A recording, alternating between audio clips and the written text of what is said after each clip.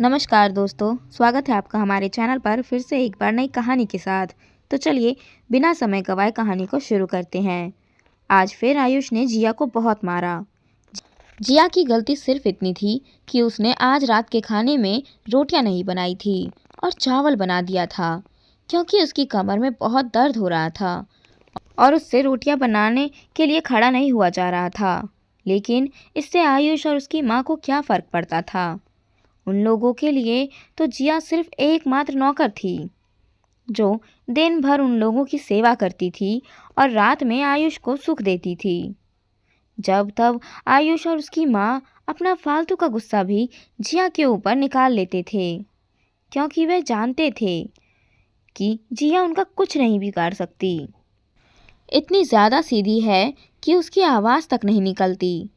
मायके में माता पिता नहीं हैं और भाई भाभी ने जैसे तैसे जिया की शादी करके अब उससे अपना पलड़ा झाड़ लिया है और उन्हें कोई फ़र्क नहीं पड़ता जिया जी रही है या मर रही है।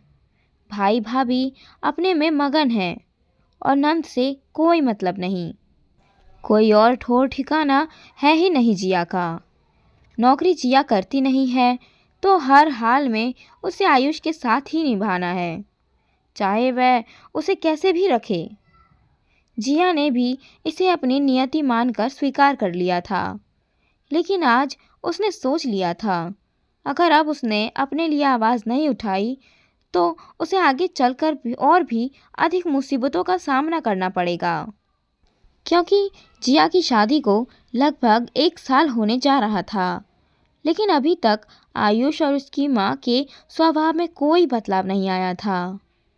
आज आयुष ने जिया को इतना मारा था कि उसके निशान बुरी तरह से उसके शरीर पर उभर आए थे और उसकी सांस खड़ी होकर तमाशा देख रही थी, क्योंकि उन्हें भी बहुत सुख मिलता था जब आयुष जिया को पीटता था। जिया आज बहुत गुस्से में थी, लेकिन एक दुबली पतली छोटी सी लड़की एक हट्टे कट्टे नौजवान का क्या कर सकती थी। पुलिस के पास जाना चाहती थी, लेकिन पता था इतना आसान नहीं है। आयुष और उसकी माँ इतने होशियार थे कि जिया को जब भी मारते थे तेज साउंड में टीवी चला देते थे, ताकि पड़ोसियों को कुछ पता ना चले कि अंदर क्या हो रहा है। आज जिया ने एक निर्णय ले लिया था अपने जीवन के लिए, क्योंकि अब कोई ना कोई निर्णय लेना ज़रूरी हो गया था। खाना खाने के बाद रोज़ की तरह आयुष दारू पीने लगा और उसके बाद बेसुध होकर सो गया। सासू माँ भी अपनी दवाइयाँ खाकर सो गई। बस जिया को मौका मिल गया। जिया ने बहुत फुर्ती से अपने दुपट्टे से आयुष के हाथ पैर अच्छे से बेड के साथ बांध दिए और मुंह में एक कपड़ा डाल दिया।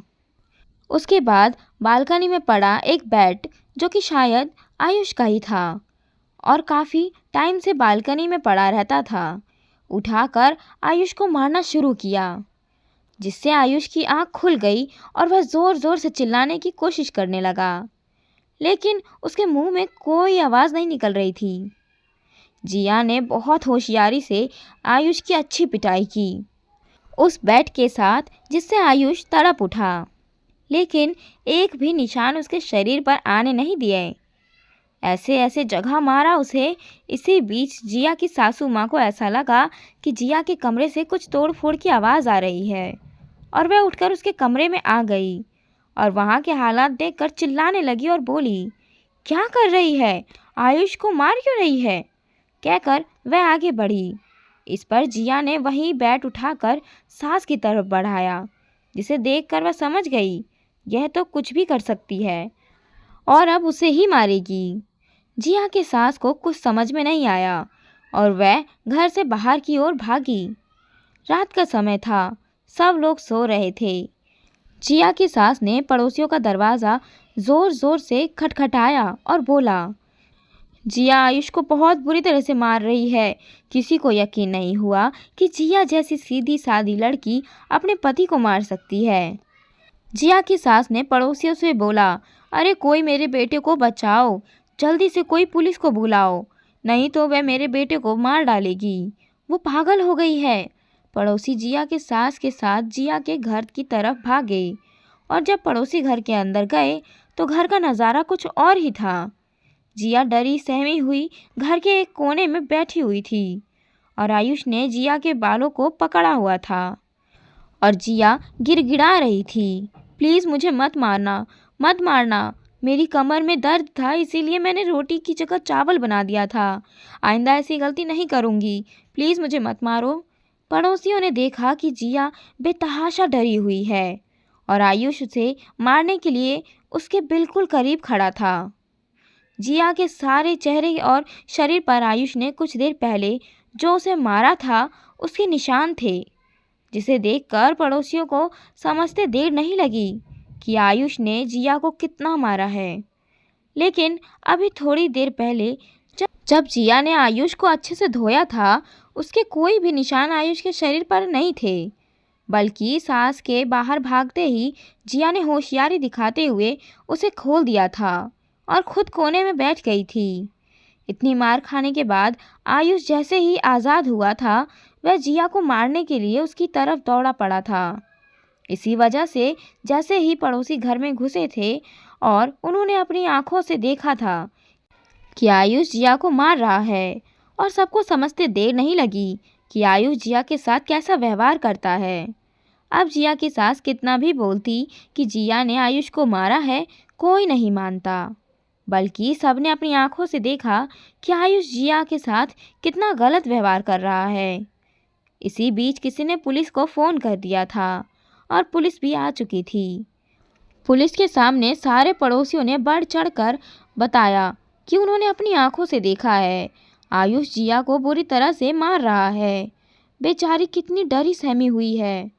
जिया के शरीर के चोट साफ बता रहे थे कि उसके साथ घरेलू हिंसा हुई है।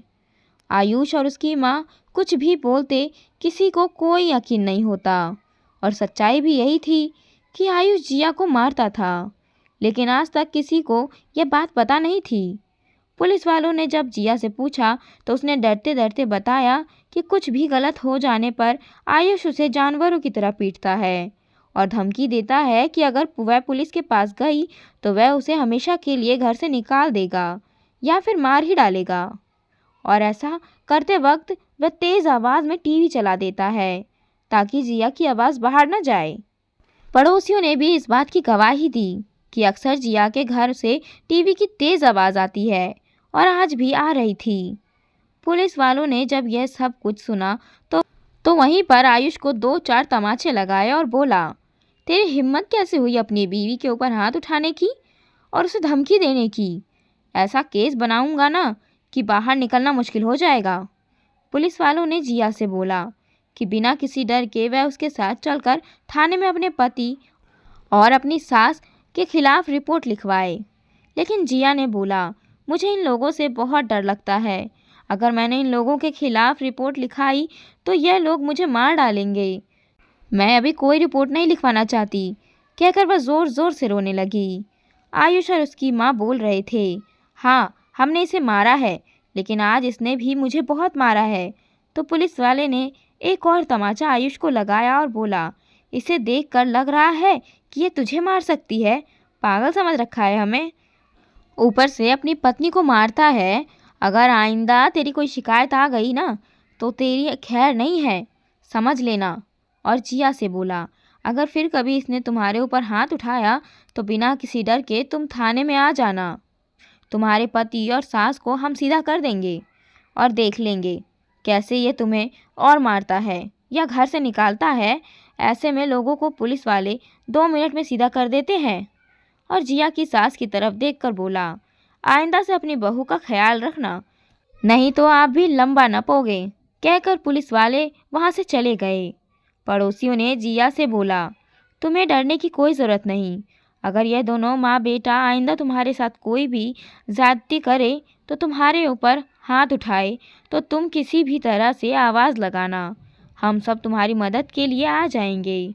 और साथ ही साथ आयुष और उसकी माँ को धमकाते हुए पड़ोसी चलते गए कि अगर जिया का एक भी बाल बांका हुआ या वह किसी दिन हमें बालकनी में नज़र नहीं आई या हमें कुछ भी शक हुआ कि तुम लोगों ने उसके साथ कुछ गलत किया है तो हम पुलिस को फ़ोन करने में देर नहीं लगाएंगे, क्योंकि तुम लोगों की असलियत अब सारा मोहल्ला जान चुका है। अब आयुष और उसकी माँ को समझ में आ चुका था कि अगर अब जिया के साथ उन्होंने कुछ भी गलत किया तो उन दोनों की खैर नहीं। सारे पड़ोसी बाहर जा चुके थे और जिया अब अकेली घर में थी। आयुष थमथमाता हुआ जिया की तरफ बढ़ ही रहा था कि जिया ने बगल में रखा हुआ बैट दोबारा उठा लिया, जिसे देखकर आयुष वहीं रुक गया और आयुष की माँ ने उसे पीछे अपनी तरफ खींच लिया और बोला, बेटा अब चुपचाप शांति से रह, इसके मुंह लगना बेकार है। अब इसने ऐसा माहौल बना दिया है कि कोई हमारी बात नहीं मानेगा और अब अगर इसे थोड़ी सी भी खरोच आई तो हम दोनों को जेल जाना तय है। जिया ने भी बोल दिया, अब गलती से भी मेरे ऊपर हाथ उठाने की कोशिश भी मत करना, नहीं तो तुम्हारा एक हाथ तोड़कर तुम्हारे दूसरे हाथ में दे दूंगी और जेल की हवा खिलाऊंगी वो अलग। बहुत सैली तुम लोगों की मनमानी। अब इस घर में तुम्हारी पत्नी और इस घर की बहू बन के आराम से रहूंगी। तुम लोगों की भलाई भी इसी में है कि आराम से एक परिवार की तरह मेरे साथ रहो और मुझे इस घर की बहू होने का दर्जा दो, तो वादा करती हूँ सब कुछ ठीक हो जाएगा। वरना अगर तुम लोग शांति नहीं चाहते तो अब मुझे भी शांति की कोई ज़रूरत नहीं। तुम लोगों के साथ रहते रहते मैंने भी उत्पात करना सीख लिया है और अगर तुम जैसे टेढ़े लोगों को सीधा करना भी सीख लिया है। अब अगर गलती से भी मेरे ऊपर हाथ उठाया तो कैसे कुटाई होगी याद रखना, और यह कुटाई तो तुम्हें जीवन भर याद रहेगी ही। गलती मेरी है कि मैंने खुद को कमज़ोर समझा था। आज जब मैंने एक बार हिम्मत की तो तुम लोगों को तुम लोगों की औकात ही दिखा ही दी ना, तो आगे से अपनी औकात में ही रहना। वादा करती हूँ तुम लोग औकात में रहोगे तो मैं भी एक अच्छी पत्नी और अच्छी बहू बनकर ही रहूँगी। लेकिन अगर तुम लोग औकात से बाहर निकले तो मुझे भी अपनी औकात दिखाना अब आ गया है।